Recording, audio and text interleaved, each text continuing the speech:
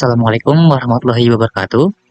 Pada kesempatan kali ini, kami dari The Old Man, The Sea Thomas, kelompok 2, ingin mempresentasikan hasil proyek berupa demo produk dan penjelasan konsep PBO yang dipakai pada aplikasi. Sebelumnya, kami ingin mengenalkan beberapa anggota kelompok kami, di antaranya ada saya sendiri, Yoga Dimasya, kemudian ada Muhammad Haidar, selanjutnya ada Muhammad Kausar, Gazi Aulia, M. Syaban, Abdullah Fazril, M. Noval, dan Zahra Kusmanidar. Yuk, simak video selengkapnya. Oke, kali ini saya akan mendemo sebuah program yang kami buat. Langsung saja kita mulai.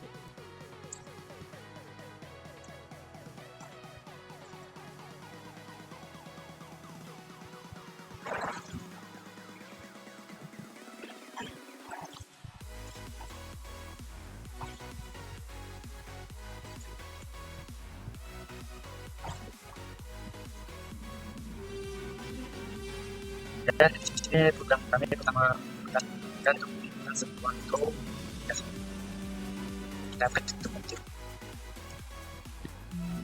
Di sini saya sebagai pemain atau player yang belum punya akun, maka saya akan membuat akun terlebih dahulu di sign up.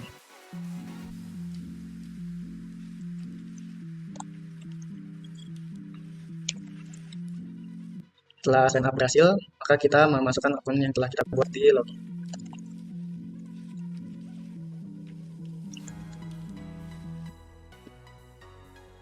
Setelah login berhasil, maka akan yang dimana main menu ini ada fitur buku ini hasil dari tangkapan yang telah kita tangkap di dalam permainan.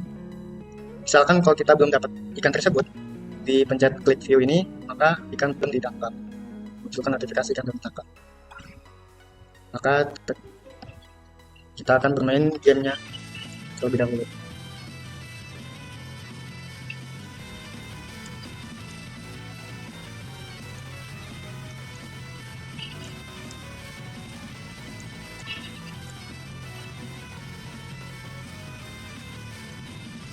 Dan di sini cara mengontrol si diver atau si penyelamnya menggunakan tombol ASD. Dan cara menangkap ikannya sendiri itu dengan cara didekatkan saja si penyelamnya ke ikannya. Oke, di sini ada akan memunculkan sebuah notifikasi yang dimana hasil skor yang dari permainan kita. Dan apabila kita mengecek history,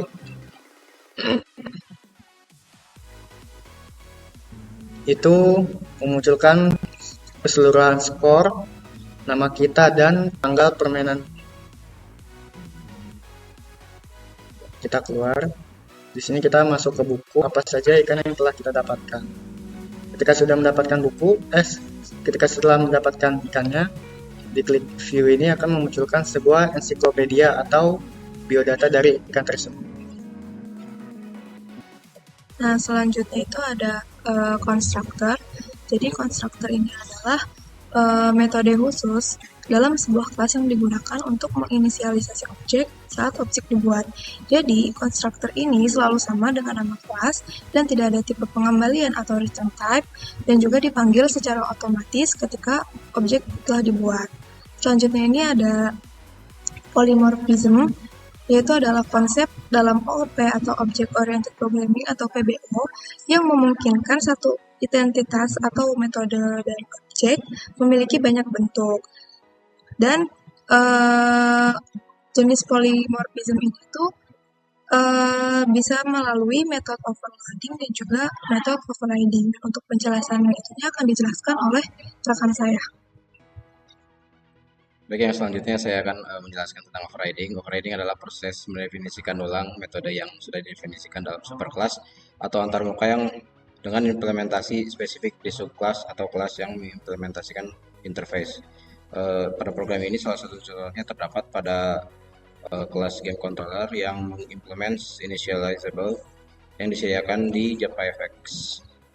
Overriding terjadi ketika controller menyediakan metode initialize yang spesifik digunakan untuk komponen-komponen yang ada di JavaXML.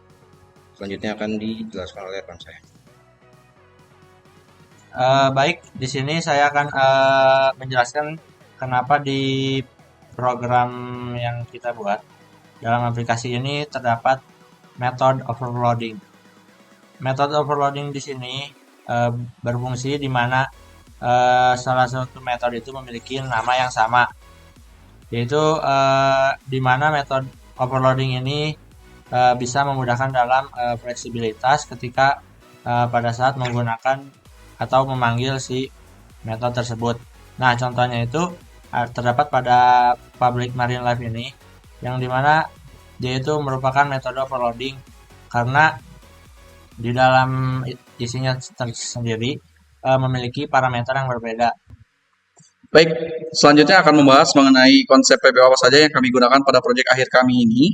Yang pertama di sini ada konsep inheritance, yang dimana dengan inheritance sebuah kelas dapat mewarisi atribut dan metode dari kelas lain. Contoh pengimplementasian dari proyek akhir kami yaitu terdapat pada kelas user dan diver. Ya, dimana kelas user itu memiliki atribut seperti integer UID, string username, dan string password. Sehingga diver hanya menggunakan kata kunci diver extend user yang artinya seluruh variabel ataupun yang ada di sini itu akan di-extend ke diver. Terima kasih, akan dilanjutkan oleh rekan saya. Oke, baik. Jadi di sini kita mengembangkan permainan ini menggunakan kelas Marine Life. Kita buka. Kenapa kelas ini memiliki dua konstruktor gitu, untuk membuat objek Marine Life-nya ini sesuai dengan berbagai tingkat kompleksitas tergantung pada kebutuhan kita. Nah, di Marine Life ini memiliki atribut seperti ID, nama, klasifikasi, poin, lalu deskripsi, kemudian ID image. Nah, adapun atribut tambahan di konstruktor kedua ini yaitu kecepatan, kemudian environment, lalu sprite image, lalu ada disrange, ini random. Nah, dengan demikian objek Marine Life yang kita buat dapat bergerak secara dinamis di layar gitu, berinteraksi dengan objek yang lainnya. Baik, untuk salah satu objek yang kita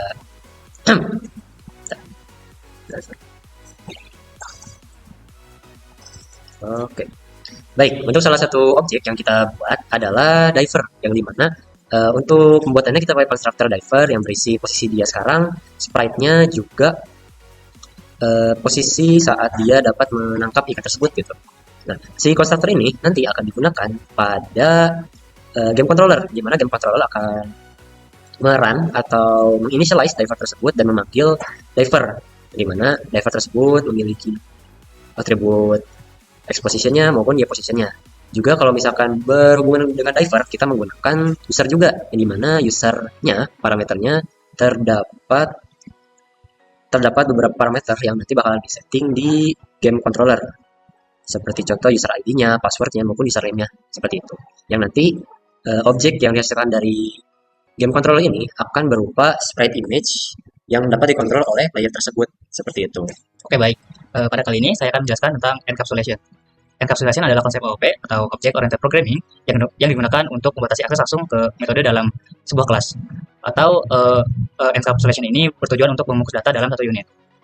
Tujuan utama dari encapsulation itu adalah untuk menyembunyikan detail internal implementasi objek dari dunia luar dan menyediakan interface yang dapat berinteraksi dengan objek tersebut.